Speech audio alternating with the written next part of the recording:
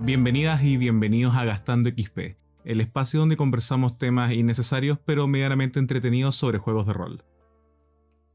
Innecesario pero medianamente entretenido como saber cómo se reproducen los mimics. Cuando logramos meternos dentro de la piel de los personajes que jugamos cuando estamos como jugadores dentro de una mesa de rol, la experiencia cambia bastante. Se siente mucho más rico, se siente mucho más verosímil, se siente mucho más inmersivo. Cuando logramos tener en nuestras manos los hilos que construyen el personaje y que nos hacen sentir que lo estamos interpretando y que estamos en efecto no jugando con el personaje, sino jugando desde el personaje, accedemos a un nivel de inmersión dentro de la historia que nos lleva no solo a, para algunos tipos de jugadores, pasarlo mejor, sino que también a vernos más metidos en la historia y a tomar mejores decisiones respecto a la historia. Motiva además a los jugadores de la mesa y al mismo narrador a invertir su tiempo y su energía en la historia. Cuando estamos en una historia donde se siente que los personajes son reales, le dan verosimilitud al mundo. Al final de cuentas, cuando jugamos rol, hay que poner atención en esa parte que es el rol. Eso es lo importante en un juego de rol, lo que nos diferencia de todos los otros juegos. El actor y profesor de interpretación estadounidense Sanford Meisner dijo: actuar es comportarse sinceramente en situaciones imaginarias. Lo cual, de buenas a primeras, podría parecer medio paradójico. Como cómo se puede ser sincero en una situación que es de mentira, entre comillas, que es imaginario, que no es real. Pero por otro lado, es una perfecta definición de lo que es jugar rol en ciertos aspectos. ¿Por qué? Es lo que hacemos. Porque es lo que hacemos al final. Estamos imaginando en colectivo y cuando interpretamos, a lo que yo creo que tenemos que llegar es a esa pregunta que es, cuando te dicen ¿qué haces? No es qué haces tú, Lucas, qué hago yo, Diego. Es qué hace tu personaje. Claro, cuando estoy dentro del personaje. Claro, y cuando actuamos y decidimos sinceramente. La sinceridad es básicamente actuar respecto a la naturaleza de una persona. En este caso, al personaje que estamos interpretando. Por más de que nuestro raciocinio nos diga, no tengo que hacer esto, si es lo que haría mi personaje, estoy siendo sincero. Claro, y para mi personaje, esta no es una situación imaginaria. Es su vida, es su existencia, es su mundo. Claro, ese es el mundo que conoce. Claro. No sabe de otras alternativas. No alternativas. sabe que está dentro de un juego de rol porque si no tendría una crisis existencial. Claro, rompiendo la cuarta pared del rol. Claro, sesión 1, rompiendo la cuarta pared. Se acabó esto. Cuarta pared Se acabó para siempre. Claro. El personaje contra el jugador. El autor contra la obra. Claro. Los dados contra el Dungeon Master. La vida adulta contra la mesa. Claro. Claro. Meta rol. Para poder hacer esta disociación y poder adoptar esta realidad y situaciones imaginarias como la realidad objetiva y completa de nuestros personajes y poder tomar esta posición de sinceridad dentro de este mundo, existen ciertas herramientas que podemos aplicar antes de jugar en la creación, en la conceptualización o en los tiempos entre mesa y mesa, pero también algunas que podemos aplicar durante, ya en el mismo momento de juego. Podemos hacerlo desde que nos invitan a jugar, desde que nos dicen quiero jugar esto en este juego, en este mundo, o al menos a mí me pasa que antes de que nos inviten tenemos una serie de personajes pensados con ganas de ser jugados, sí. Y al final nunca jugamos esos personajes cuando nos invitan. Los personajes que viven en el tintero, toda su existencia racional, toda su existencia es hipotética. Conceptual viven. Sí. O también a veces uno quiere jugar personajes, investiga, se educa sobre un sistema, un juego, y lo que vamos a tratar ahora, culturas, personalidades, etc. Y después le dice a ese buen amigo, oye, ¿y si jugamos esto? Y ponen la mejor cara de seducción rolera. Ya, pues, mastereo. Vamos. No seas tímido. Vamos, por favor. Sí, son solo 500 páginas de manual. Uf, se hacen nada. Los manuales sí se leen particularmente rápido. Yo nunca he entendido ese fenómeno. No voy a hablar en eso porque me están viendo desde acá libros que tengo que estudiar y están ahí, están tirados. Pero el manual de monstruos está acá al lado Sí, mío. ese es un manual de velador. Sí, es claro, es como de la mesita de café. Claro, es bueno para quedarse dormido. Sí.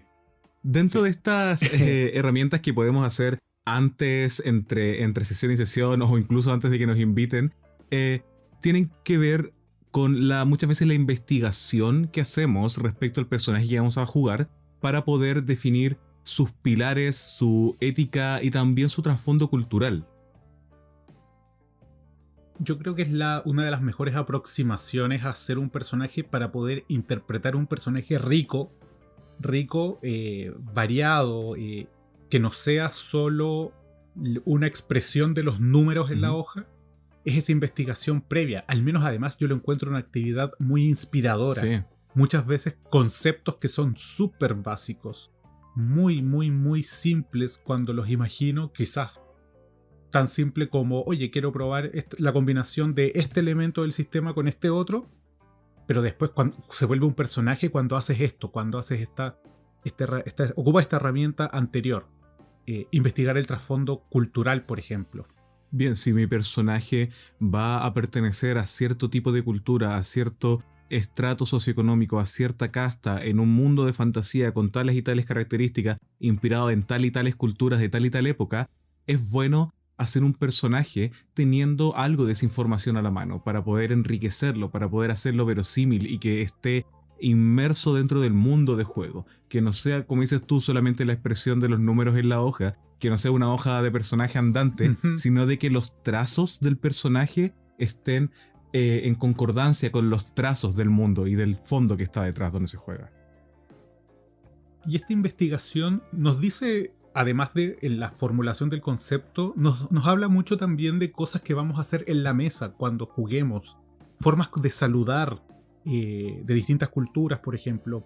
O quizás te ayudan a plantear qué cosas van a ser importantes para tu personaje. Si, por ejemplo, quizás él venga de una sociedad donde se valora mucho el comercio, ciertamente una recompensa en oro o en especies, hablando, digamos, en objetos de arte, quizás en metales preciosos, lo que sea, va a ser mucho más interesante para ese personaje y tú lo vas a tener claro, porque esa es la cultura de la que él viene. Mientras que quizás, digamos, arquetípico, a los enanos les gustan las gemas en Dungeons and Dragons. O sea, no sé si eso sería arquetípico o estereotípico. Estereotípico, claro. Pero investigar eso te va a ayudar. Ahora, que tú le puedes poner de tu cosecha. Obvio, o sea, igual es medio kantiano decir esto, pero todo personaje está definido por su entorno, está definido por su marco de referencia, e incluso un personaje que se revela en contra de los valores y en contra de su cultura, viene también definido por sus valores y la cultura de la que sale. Así que a la hora de elegir cómo se comporta el personaje, su conducta, cómo se relaciona con el resto, consigo mismo y del lugar de donde viene, todo eso es un derivado inevitable de su crecimiento, de dónde fue criado y de cómo es el lugar de donde viene. Mira, me gusta que menciones la palabra valores justamente porque nosotros funcionamos con valores, todos identificamos valores propios. Y nuestros personajes también. Y una de las cosas más interesantes para mí en el rol es jugar personajes quizás que no tienen mis mismos valores. O que también sus personalidades o conductas son muy distintas a las mías. Tú una vez, por ejemplo, me dijiste con mucha razón, y esto no es un mal, pero es una característica de los jugadores. Suele ocurrir, en especial si uno ha jugado mucho con una persona, que identificas que todos sus personajes tienen algunos atributos constantes. Sí, tienen ciertos patrones a los cuales como jugadores nos es cómodo volver siempre. Claro, la zona de confort. Claro, o sea, un amigo nuestro, sus personajes suelen ser muy racionales, claro, siempre. Mientras que otro amigo, por ejemplo, suele tener personajes que no toman ese spotlight, no son el frontman, la cara carismática, el negociante, no suelen tomar eso, sino que suele estar como un apoyo. Sí, yo ahora, por ejemplo, me estoy esforzando en jugar personajes que no sean tan carismáticos o tan astutos. Yo tiendo a jugar personajes carismáticos y astutos, ¿no? No siempre como chistositos ni nada de eso, pero que son que son rápidos y todo eso. Ahora estoy tratando de jugar personajes que sean más callados, que sean más introspectivos, porque es entretenido salirse de esa zona de confort y variar entre personaje y personaje su conducta y cómo los valores se expresan a través de todos esos pequeños detalles. Porque tú eres muy carismático y astuto. Guiño, Muchas guiño. gracias, mi estimado. Pero justamente, bueno, y la anécdota iba a que cuando tú narraste Séptimo Mar, me dijiste, por ejemplo, que no habías visto un personaje mío que fuese terriblemente apasionado, que se enajenase. Claro, sí, me acuerdo de eso. Mis personajes tienden a ser bastante moderados, reflexivos. Y esa vez jugué un personaje, un castellano, que, perdón, me aplaudo, me toco el hombro, cuando se mandó un tremendo discurso frente a la revolución que estaba ocurriendo con los Montaigne. Y fue para mí una gran escena. Y fue justamente eso, haber definido que el reto de la personalidad, cómo voy a rolear este personaje, es que tiene que ser apasionado, tiene que salirse de sí, sus emociones lo tienen que desbordar. Exacto. A pesar de que yo no sea y así. todas esas decisiones y toda esa conversación previa vino de una investigación, vino de la conceptualización y de definir desde el antes de la sesión ciertos elementos que tú quieres que estén presentes en este personaje en específico. Pero eso, entre el dicho y el hecho hay mucho trecho. Una cosa es poder planear todas estas cosas, poder planear todas estas ideas y elementos, pero otra cosa es poder llevarlas a cabo. Pero también para poder llevarlas a cabo durante ya la situación de la mesa de juego, hay ciertos elementos y ciertas herramientas que podemos utilizar para ayudarnos a entrar en la piel del personaje. Aspectos más técnicos, digamos más palpables. Esto ya es más el tip, esto ya es más la herramienta en sí. Claro. Más que esto tan conceptual que hablábamos antes. Lo más sencillo yo creo que es el prop, la herramienta, ropa, traer algo, un dibujo de tu personaje, la miniatura. Todas esas cosas al final también te sirven mucho para interpretar, no son solo adornos, no son periféricos del rol. Tú eres solamente. Bastante fan de las miniaturas. Yo tengo una relación conflictiva con las miniaturas. Me miran ahí en un estante grises pidiéndome que las pinte. Pero, o sea, yo por ejemplo, bueno, yo juego D&D hace muchos años, hace 26 años más Tú o has menos. olvidado de D&D mucho más de lo que yo sé de D&D. Exacto. O sea, yo partí jugando a los 7 años de D&D. Tengo 33. Ahora alguien puede ver si me equivoqué en mi matemática, no hay problema. Pero, y todo el tiempo, y también me gustan mucho las miniaturas, juego Warhammer principalmente, entonces tengo muchas miniaturas, pero me resistí bastante a la idea de jugar Dungeons and Dragons con miniaturas hasta hace poco, porque no me gustaba, me gusta mucho más en general el teatro de la mente para jugar, que yo creo que alguna vez lo vamos a abordar de lleno. Se viene por lo menos un capítulo o dos sobre esos estilos de narrar. Claro. Entonces, si bien yo tenía muchas miniaturas y me encantan, y me encanta pintar, armar, no jugaba con miniaturas. Personalmente creo que el único juego donde realmente justifico jugar con miniaturas es D&D. Nunca lo he visto necesario en otro juego. Yo no soy muy fan de las miniaturas. Ahora, encuentro increíble una miniatura bien pintada. No puedo decir absolutamente nada en contra de eso.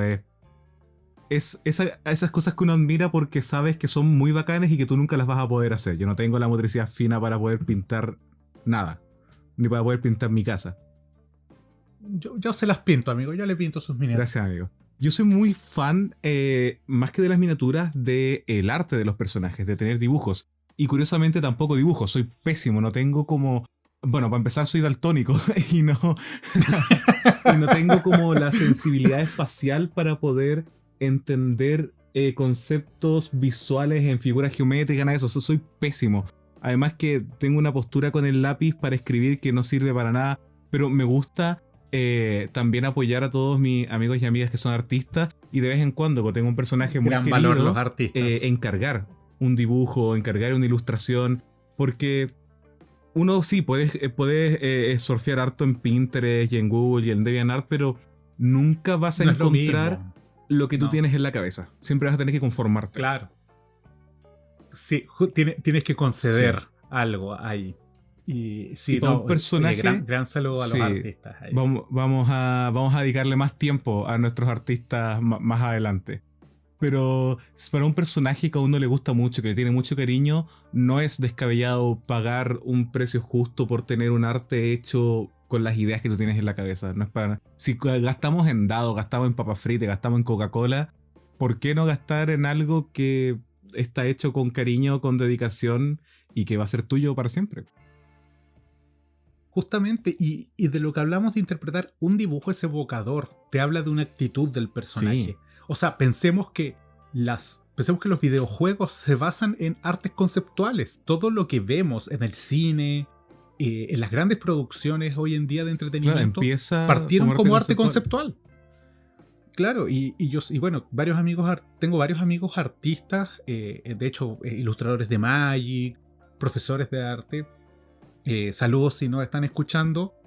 Y yo sé perfectamente que es en el concepto donde te dicen, se tiene que ver rudo, se tiene que ver como una persona dolida.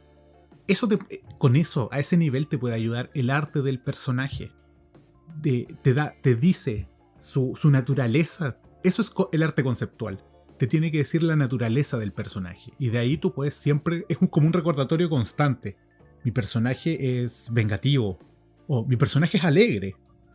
Ese arte puede ser un recordatorio constante de uno de los elementos principales de tu personaje. Sobre todo cuando pasa el tiempo y tienes que mirar cómo empezó el personaje. Sí, qué lindo sería tener la habilidad de poder ir dibujando las distintas etapas de tu personaje.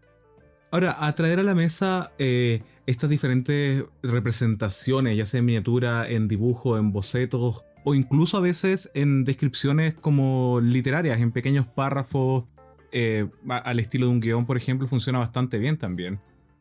También podemos traer cosas más tangibles con las que podemos interactuar ya como personaje y que nos ayudan a meternos en el personaje.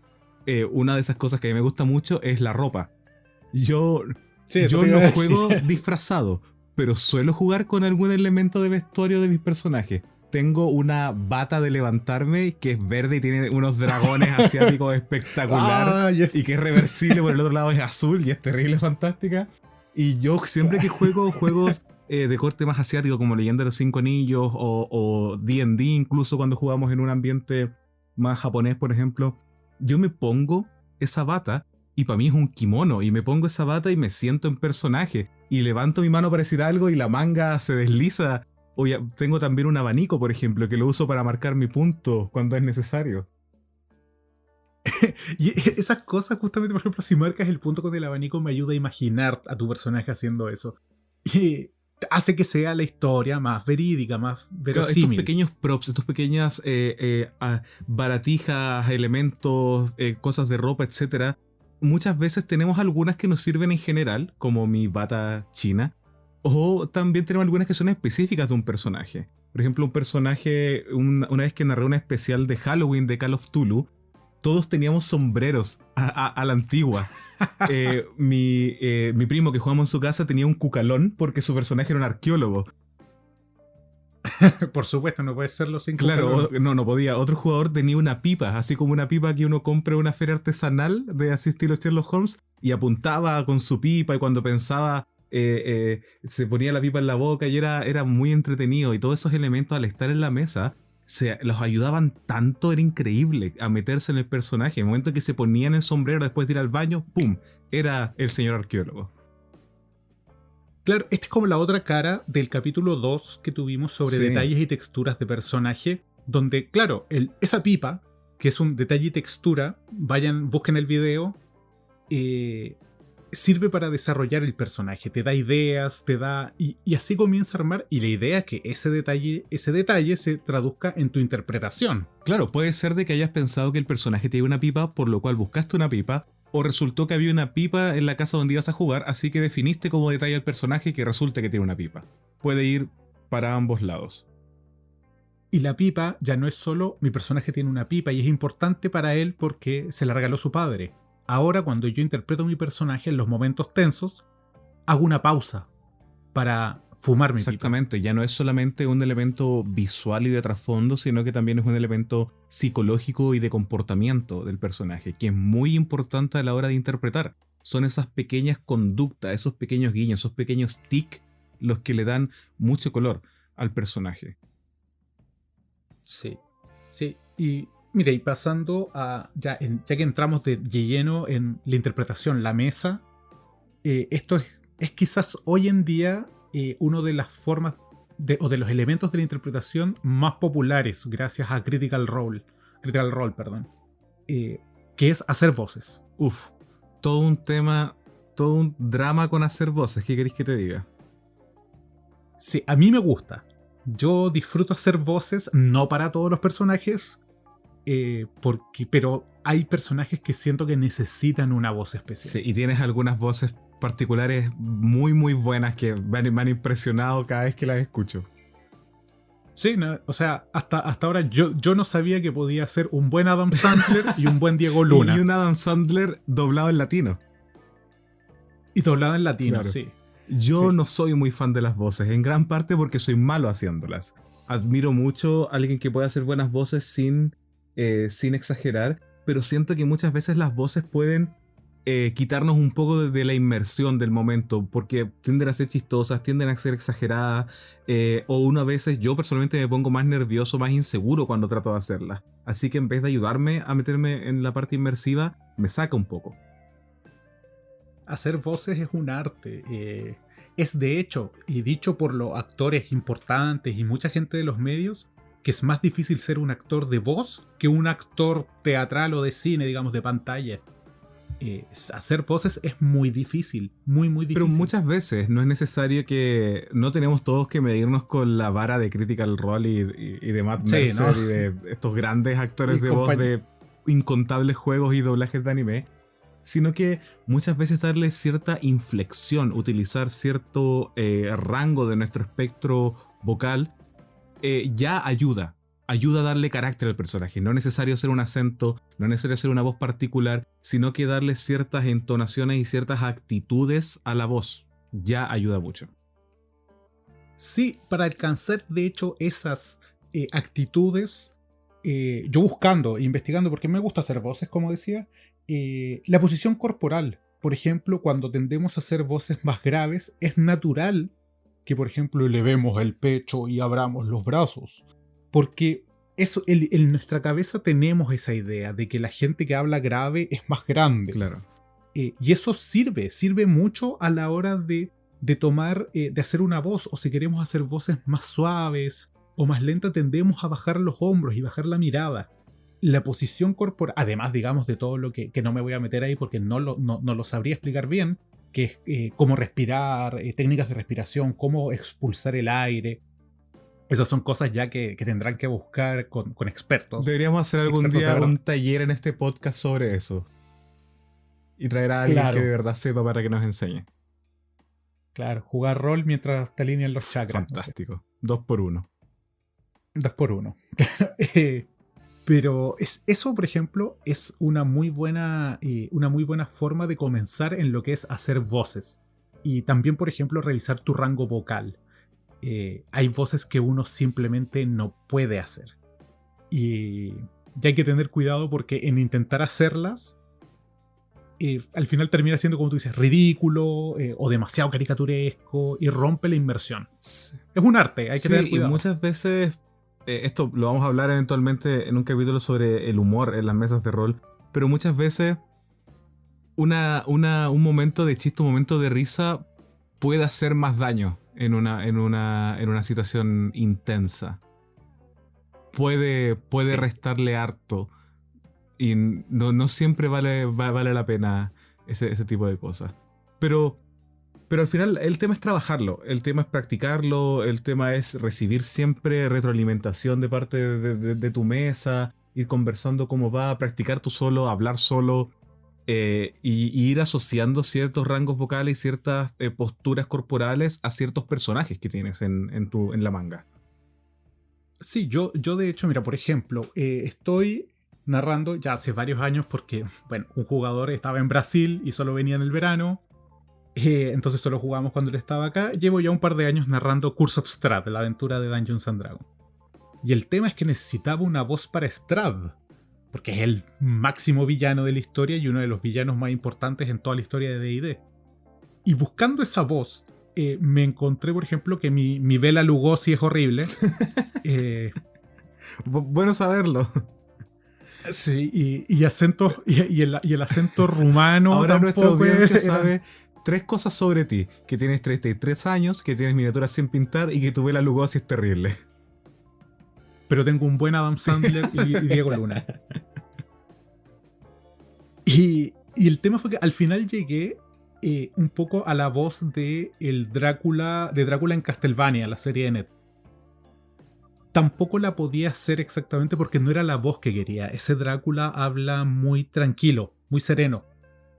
Es muy sereno y me fallaba un poco la voz cuando se agita, cuando se exaspera. Pero fui practicándolo, lo hice un poco más grave y me iba todos los días al trabajo en el auto riéndome como villano para cuando se tuviera que reír Strahd. Entonces yo creo que la gente pasaba por el lado y me veía haciendo mirando hacia el cielo con una mano en el volante y la otra mano en forma de garra. Eso se te ocurrió a ti porque yo le había escuchado a un famoso que hacía eso. No, eso digamos, eso así dije, bueno, ¿qué voy a hacer para hacer Strahd? El espacio que tengo para hacerlo es en el auto. Además que también cuando vas manejando hay un dejo de creer que vas así como en un carruaje. Me pasaba un rollo interesante. Yo manejando, he escuchado en alguna entrevista que Mark Hamill se iba a trabajar cuando tenía que hacer de el Joker en la serie animada. Se iba riéndose como el Joker, precalentando la voz para llegar al estudio. Es súper probable que eso lo haya tenido en mi subconsciente. Y vamos a hablar de Mark Hamill. Sí. Tremendo, en tantos sentidos.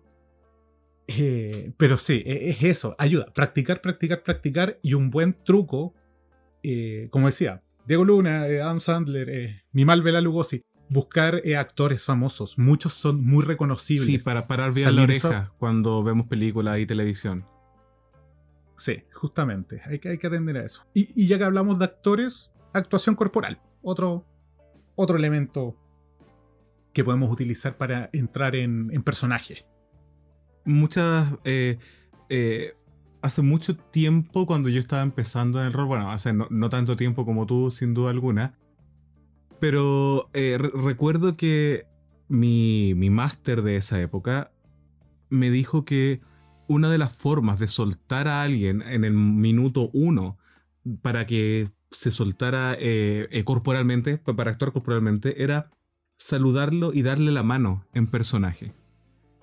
Y que de esa forma el saludo no quedaba solo de forma verbal, no quedaba solo en el aspecto verbal y fonético del rol, sino que inmediatamente enlazaba el aspecto corporal y le declarabas en ese momento al jugador, al máster o a quien sea: acá va a haber interacción, acá esto es importante. Es importante que nuestros personajes no solo se saluden porque decimos que se saludan, es importante que en efecto se den la mano, se hagan una seña, se sonrían, etc. Claro, sacas el juego del papel y lo llevas a la mesa. Sí. Decirle, estamos jugando. De hecho, es decir, estamos jugando. Estamos actuando. Sí, ¿fue Felipe? Sí, fue nuestro amigo Felipe. Saludos, Felipe. Saludos, Felipe. Espero que esté escuchando esto, mínimo, es amigo nuestro. Más le vale. Sí, justamente, actuar. Actuar ya entendido no como seguir un guión. Es la corporalidad. Mezclado con lo que hablábamos de las voces. Los personajes grandes se ven grandes. Hasta una persona pequeña inflando el pecho se va a ver grande y nosotros imaginamos que es más grande. Pero todo eso ayuda al resto de jugadores. Y de hecho esto, además de a uno, le ayuda mucho a la mesa. Es como un germen. Tú empiezas a interactuar físicamente con los otros jugadores y se se empiezan a contagiar y empiezan a fluir y empiezan también a interactuar con el resto y con el narrador, se empiezan a soltar corporalmente. Sí, es justamente, es una ola. Al final empieza a llevárselos a todos. Dos jugadores que tengan, por ejemplo, interacciones ricas, con actuación, con voces, halagando la pipa que tiene el otro en sus manos, te llevan al mundo mucho más fácil. Hacen que el rol, por momentos, prime sobre lo que es el juego. Todos hemos tenido, de hecho, sesiones donde no tiras dados, Sí. solo interpretas. Sí, y no es una idea de, que todo el mundo está poniéndole color, pucha, yo no puedo. No, es una idea más de qué bacán cómo están jugando. Yo igual quiero jugar así. Te motiva, te ayuda a sacarte Sí. la vergüenza al ver que estamos todos haciendo el ridículo. Claro, qué genial, hagámoslo todos. Y en eso es donde entran los elementos, ¿cómo se llama? Paraverbales del asunto, de lo que es la comunicación, el cómo te mueves, un guiño. Es algo que, por ejemplo, en este tiempo de pandemia, a mí me ha faltado cuando hemos estado jugando en línea. Uf, ha sido todo un desafío jugar en línea. Un desafío muy Sí. entretenido y que nos ha hecho aprender muchísimo, pero ha sido un desafío. Sí, yo tenía había jugado antes en línea, pero no habían sido experiencias tan buenas como la de ahora. Así que se va aprendiendo. Sí, y vamos a dedicarle un capítulo pronto a cómo hemos tenido que actualizar el rol para poder jugarlo en línea, como nos gusta a nosotros.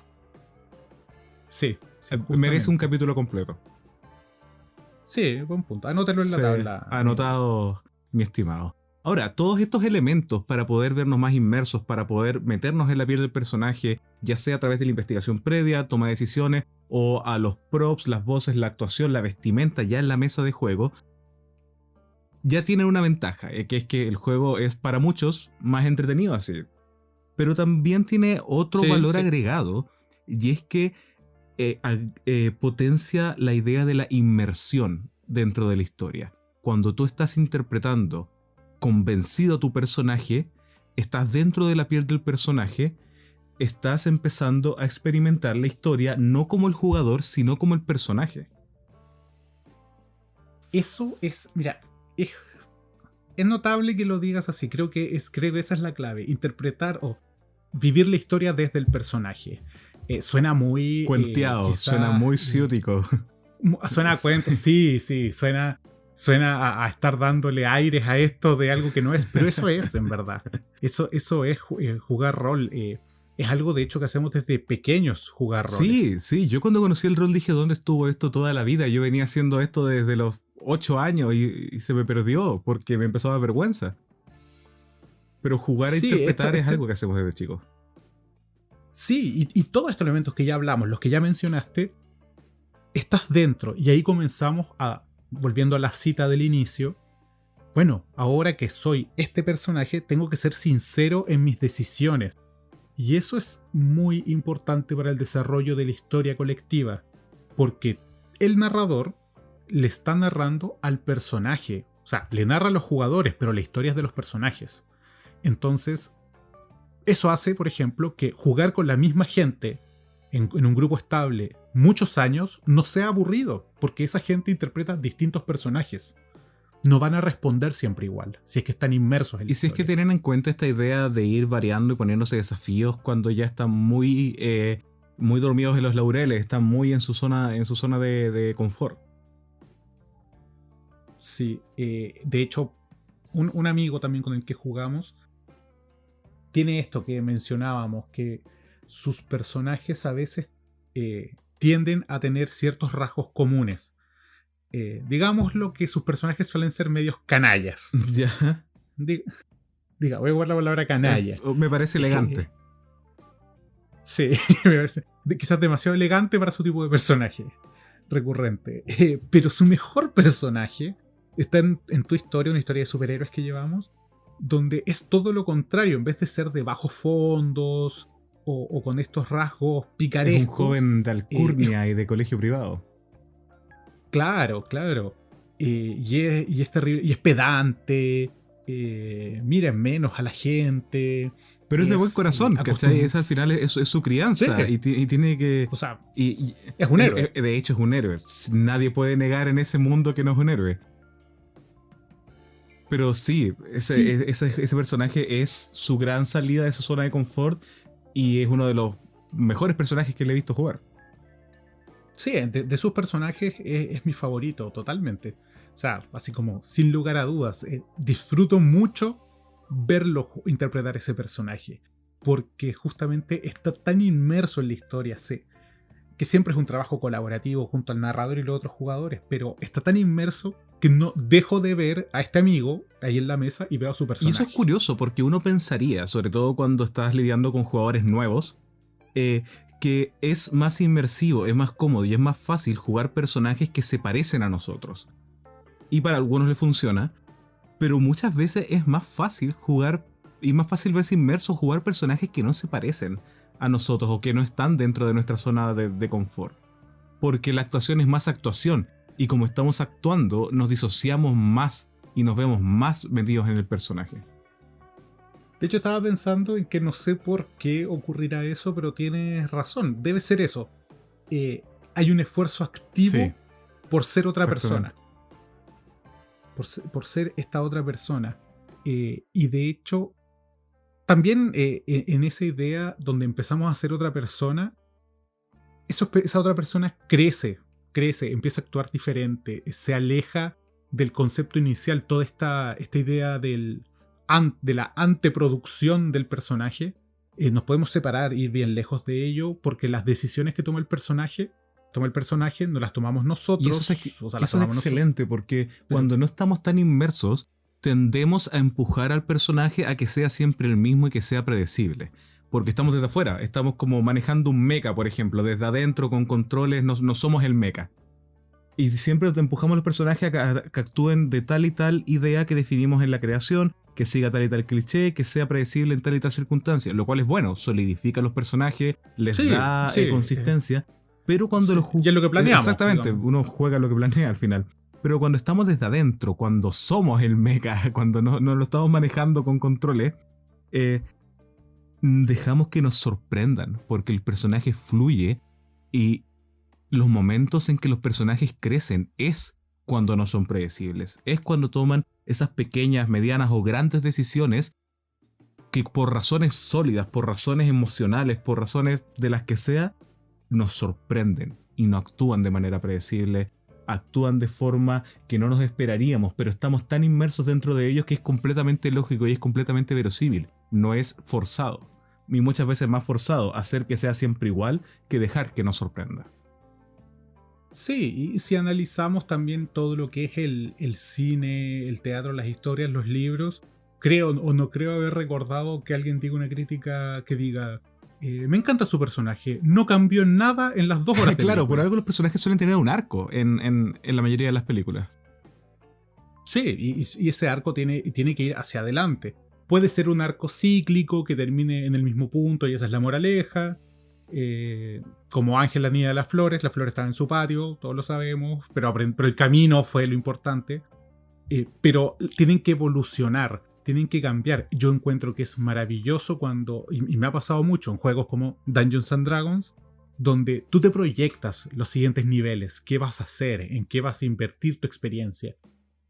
Pero cuando un personaje se aparta de eso por cómo ha actuado, por las cosas que le han pasado y dice, ¿sabes qué? Lo óptimo era quizás esto que yo iba a hacer, pero quiero cambiarlo porque mi personaje ya no es así. Quiero reentrenar mis habilidades incluso.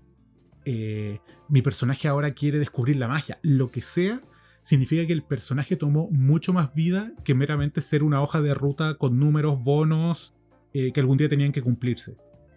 Totalmente. Y cuando estamos en este estado avatar, por decirle de cierta forma, con el Claro, personaje, el avatar de la eh, interpretación.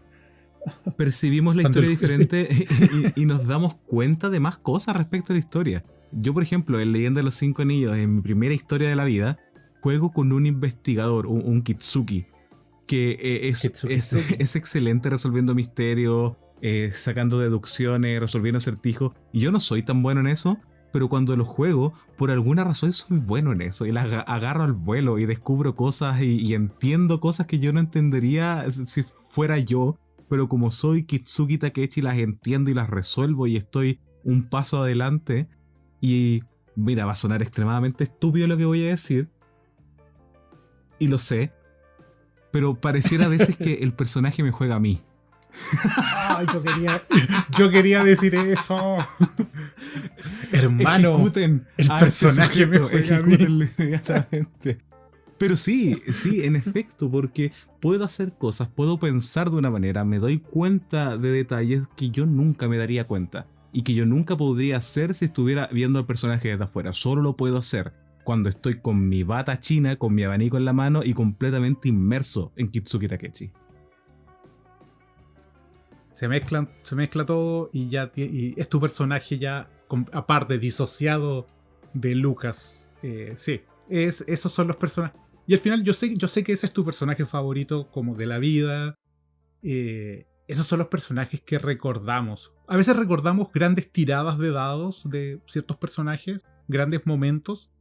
Pero para quienes han tenido hartos personajes, si miran hacia atrás, yo creo que se dan cuenta que los personajes más queridos son aquellos que desarrollaron una personalidad propia. Esos son los que uno recuerda con mucho cariño. Y por la particularidad del tema que estamos hablando, no vamos a poder analizar tanto personajes específicos e historias dentro de la cultura pop para poder ilustrarla, ya que estamos hablando de algo mucho más metanarrativo. Pero sí tenemos una selección de algunos actores y actrices que nos demuestran cómo diferentes elementos a la hora de interpretar pueden darle un color muy interesante a los personajes. Voy a partir con algo, no voy a ahondar más en ello. Meryl Streep puede hacer lo que quiera, si quiere ser Batman puede hacerlo. Y probablemente la nominen a un Oscar por ello. Y todo estaría ok. Totalmente. Y todo estaría bien. Con el mundo. Bien. Sí, se mantendría. El pegamento del universo se mantendría. La coherencia interna de todo esto. Claro. Claro. Pero ya, volviendo a ejemplos. Gary Oldman. Uf. Gary Oldman. Qué maravilla de actor. Actorazo. Le dieron su Oscar hace poco. Tremendo actor.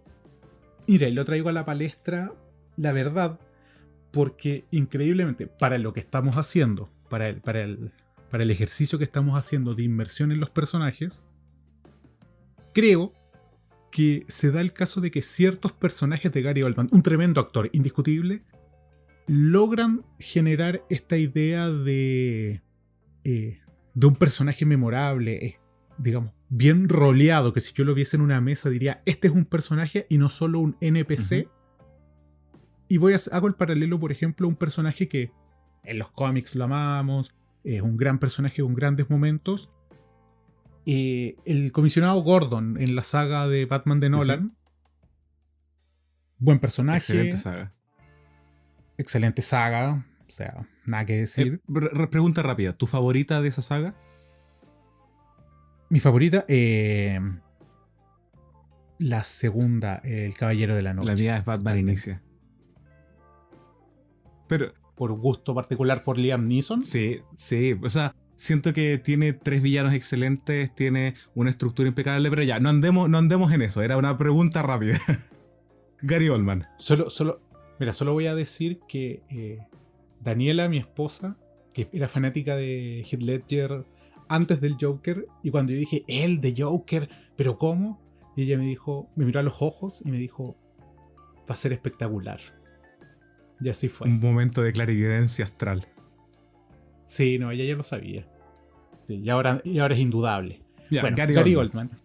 Gary Oldman en esta trilogía hace un buen personaje, un buen comisionado Gordon, pero creo que es difícil que uno, además de su actitud de las cosas tienen que hacerse, cueste lo que cueste, más allá de eso, no tiene grandes rasgos que uno pudiese decir una voz particular, gestos particulares. O sea, tiene un bigote glorioso. Sí, tiene un bigote glorioso, pero si se lo afeitas... Claro. ¿Qué queda? Ni siquiera queda Gary Oldman. Ni siquiera queda Gary Oldman. Es exacto.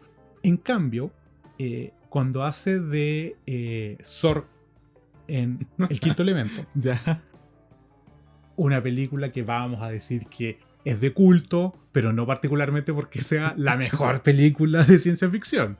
Es de culto porque tiene grandes escenas. No te estoy discutiendo, Diego. Tú continúa nomás. No estás discutiendo con nadie. Es que cada vez que la recuerdo, pienso en cómo me hubiese gustado poder cosplayar de Mr. Roth. Super Green, es maravilloso. Pero ahí el personaje de Gary Oldman, Sorg, tiene esta característica constante en su interpretación que siempre está on his nerves, digamos. Siempre está a punto de salirse de sí mismo. Pareciera que su espíritu se va a salir por su boca constantemente porque siempre está nervioso o alterado, pero intentando mantener la compostura. Y eso se ve cuando se enoja y hace explotar una nave con unos botones en su escritorio, y se ve también cuando lo contacta este ser del espacio que viene a destruir todo, donde suda como este alquitrán negro, intenta mantener la compostura, pero le cuesta porque siempre está a punto de estallar. Eso es una interpretación, mismo actor, donde todos podríamos decir una película mucho menos valiosa quizás que la trilogía de Nolan de Batman, para el mundo más allá, digamos, que es lo que dije que es de culto, pero donde su personaje está interpretado de tal forma que a mí me transporta. Es completamente reconocible en cualquier escena, y de hecho, cuando tú dices, ese personaje yo lo puedo reinterpretar con quizás ahora un Goblin, o quizás sería un gran ejecutivo en Cyberpunk. Sí, es un excelente diseño, es un excelente plano para ponerle encima los elementos de un setting específico de juego de rol. Sí, que no puedo hacer con el comisionado Gordon de Gary Oldman. Sí. Excelente ejemplo. Ahora, no vamos a entrar en Drácula porque estaríamos un capítulo entero hablando sobre Gary Oldman en Drácula. Sí, así que... no vamos a hablar de cine por claro. ahora. Tanto. Así que voy a pasarme a mi siguiente ejemplo, que es Orlando Bloom. Bastante simple, la verdad. Orlando Bloom, si tomamos el esquema que hicimos anteriormente, tiene dos personajes que son arqueros. Legolas en El Señor de los Anillos, que si mal no recuerdo salió en 2001 la primera. Sí, y después Paris en Troya el 2004. Ambos son arqueros, ambos... Es importante el hecho de que sean arqueros para el desarrollo de la historia, sumamente importante, no es un detalle menor. Ambos tienen el contacto con el prop físico del arco, pero se aproxima a esa interpretación de forma completamente diferente, ya que Legolas es un arquero élfico, es perfecto, es sumamente preciso, puede matar un Mumakin gigante, tanque lleno de compadres encima y sin que se le caiga un pelo de el moño, sin ningún problema. No tiembla. Pero eso cuenta como uno. No hay ninguna duda al respecto. En cambio, Paris, cuando tensa el arco, tiembla en las manos, le cuesta mantener la fuerza y tiene que practicar. Tú ves a Paris practicando en la película para poder hacer el tiro que tiene que hacer. Y al final esa flecha es la que le llega en el talón de Aquiles, que también cuenta como uno. También cuenta. Y son dos personajes, ambos son arqueros, ambos son Orlando Bloom, ambos son guapos, pero son completamente diferentes, porque las voces son diferentes, la actuación corporal, los valores, su conducta, su cultura, todos los demás elementos son distintos. Así que, si bien coinciden en el arquetipo del arquero, el hecho de que todo lo demás sea diferente logra diferenciar increíblemente a dos personajes que si los mostras el uno al lado del otro no serían tan diferentes. Siendo justos también, Paris no surfea sobre un escudo. No que veamos. No que veamos. Yo creo que con eso conquistó a Elena. Pero bueno. Pero eso es. Como hablamos, un prop sirve. Se puede ocupar de distintas formas. Pero no es todo. Tú decides lo que es todo en tu personaje. Tú decides qué elemento va a ser accesorio y qué elemento va a ser central. Ahora, también tenemos un par de malos ejemplos que curiosamente vienen en pares siempre. Vienen en pares siempre, hasta en tríos, porque podemos poner al director ahí. Sí. A mí me gustaría acá que la gente se tomase 5 segundos para adivinarlo, y yo creo que muchos lo adivinaron. Actor, más que actriz, más que director, suelen ser un terrible ejemplo para todo lo que hemos hablado.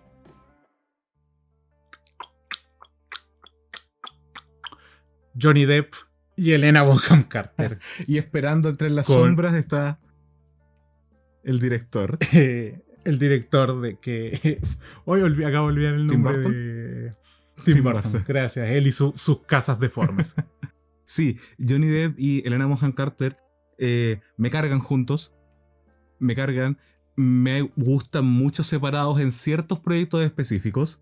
Pero son el gran ejemplo de cómo definir una línea de personaje con cierta actuación corporal, con ciertas voces, con ciertos props, con ciertos valores, etcétera, etcétera, etcétera, te deja a veces en una zona de confort de la que no sales más y se vuelve completamente latero a la larga. Sí, ver a Johnny Depp disfrazado de Johnny Depp en Halloween, haciendo de Johnny Depp, y Helena Bonham Carter en distintos estados de cuánto falta para almorzar, tengo mucha hambre. Claro, Y por eso actúe de rápidamente. hungry. De hungry, claro. From hungry to angry. Claro, Johnny Depp es el mismo Johnny Depp, completamente inverosímil, completamente absurdo, completamente latero cuando lo has visto tantas veces. Tan entretenido al principio, Piratas del Caribe, es tan genial como está construido. Pero después cuando lo ves en versión indígena americano, Johnny Depp de indígena americano, eso está mal en tantos niveles. Y nos vamos a enfocar en el nivel donde está, es menos irrelevante que esté mal. Pero es exactamente lo mismo. Ahora, esta dupla calza curiosamente muy bien en Sweeney Todd. Les queda espectacular esos papeles, pero ya llegué a ver Sweeney Todd habiéndolos visto tantas veces antes que no podía apreciarlo como debería. ¿Te puedo decir algo? algo? ¿No te gusta Sweeney Todd? Yo y Daniela odiamos Sweeney Todd. No es una gran película. No es una gran película. Yo me gustan mucho los musicales, pero sé que no es una gran película. A mí también me gustan mucho los musicales. Y no pude pasar Sweeney Todd. Puedes tener algo que ver el que la compramos en el Persa Pirata.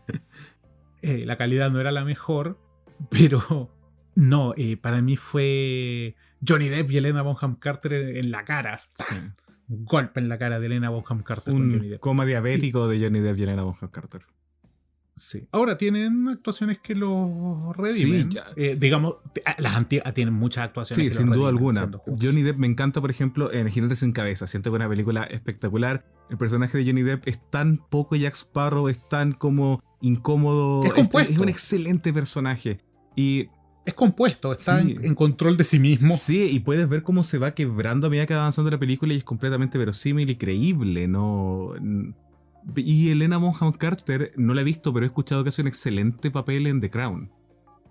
Sí, Daniela, mi esposa, lo confirma. Dicen que es la cito, hace un tremendo papel porque no hace de Helena Bonham Carter. Nada más que decir, así que pasemos a nuestro último ejemplo de... El mejor ejemplo que es Mark Hamill, que demuestra cómo todo lo que hemos hablado puede ser reducido a una excelente actuación de voz. Y podéis tirar todo el resto hacia una condensación donde la actuación de voz es todo y puede ser hace todo. Donde hace absolutamente todo. Lo que decíamos, no es necesario mezclar todas las cosas que dijimos, todos los elementos que dijimos, no es necesario mezclarlo todos para interpretar. Pero a veces un elemento puede ser tan poderoso, como en este caso la voz de Mark Hamill, que vale 10 veces los mejores props, el mejor actor de método, lo vale. Mark Hamill es la voz del Joker. Es Luke, el Joker para mí. Entonces, es el Joker. Todos los demás sí. Jokers son versiones del Joker. Muchas veces excelentes. Algún sin Joker. Nada que decir. Muchos Joker me encanta. Sí. Pero Mark Hamill para mí es el Joker. Sin adjetivos. Sí. Exacto. Está el Joker anarquista de Ledger. Está el gangster. Hay muchos Jokers, pero él es el Joker. Y a la vez. El Joker Incel también está. También está el Joker Incel. Olvidémonos de ese Joker. Pero y a la vez es, por ejemplo, el Señor del Fuego. El Señor de Fuego Ozai, que en el libro de Agua en Avatar solamente interactuamos con el Señor del Fuego a través de la voz. No lo vemos hasta el libro Tierra. Durante todo el libro Agua es solo una sombra, es solo una silueta, que escuchamos y la pura voz del Señor del Fuego es todo el personaje y lo hace este monstruo oscuro e inquebrantable. Sí, de hecho, que lo habíamos mencionado antes, yo estoy recién viendo Avatar, de esos pecados que tengo, esos esqueletos en el closet ñoño de cosas que deberías haber visto ya a estas alturas. Y cada vez que sale el Señor del Fuego, paso de español a inglés para escuchar a Mark Hamill. Sabia decisión. Sí, gracias al consejo a mi hermano. Pero lo tenemos como Luke, lo tenemos como el Joker, lo tenemos como otro villano de DC que no recuerdo el nombre. Este es de un corte igual, bien similar al Joker. Hace un gato de caricatura también en una serie japonesa. Es como un Garfield japonés. No tenía idea de eso, pero es un excelente dato para sacarlo en una conversación que se está cayendo. Sí. De hecho, busquen es un diálogo que hace Mark Hamill con Mark Hamill entre Luke y el Joker. Es una maravilla. Una maravilla, sí. Besos de chef para ese video. Sí. Excelente. Nada se puede parecer un beso de chef luego de esto. No. Pero si bien Mark Hamill nos demuestra cómo una excelente actuación de voz puede condensar todo lo que queremos en un personaje y completarlo a la perfección, no tiene que ser necesariamente la actuación de voz aquel elemento que completa ese personaje. No tienes que sentirte menos porque no te sientes cómodo o no puedes hacer voces. Tú eliges cuál de los elementos de inmersión e interpretación va a ser el que vas a trabajar y el que te va a hacer sentir más cómodo a la hora de jugar. Tú eliges qué vehículo te lleva a ese punto de inmersión. Exactamente. Sí, o sea, si una persona no se siente cómoda interactuando corporalmente en la mesa, es más que aceptable, o sea, es lógico. Y no tiene nada de malo, se pueden buscar otras formas. Si alguien encuentra absolutamente ridículo ponerse una bata kimono y un abanico para jugar, es completamente aceptable. La idea es que encontremos, por eso hay tantas herramientas, encontremos diversas herramientas para poder llegar allá. Sí, si tienen otras herramientas que ustedes hayan experimentado, por favor déjenlas en los comentarios.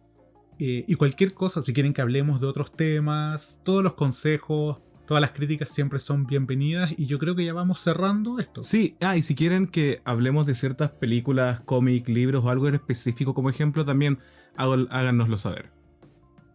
Así que sí, muchas gracias por escuchar, chicos. Y esperamos que esto haya sido un poco más entretenido de lo que fue necesario. Hasta la próxima.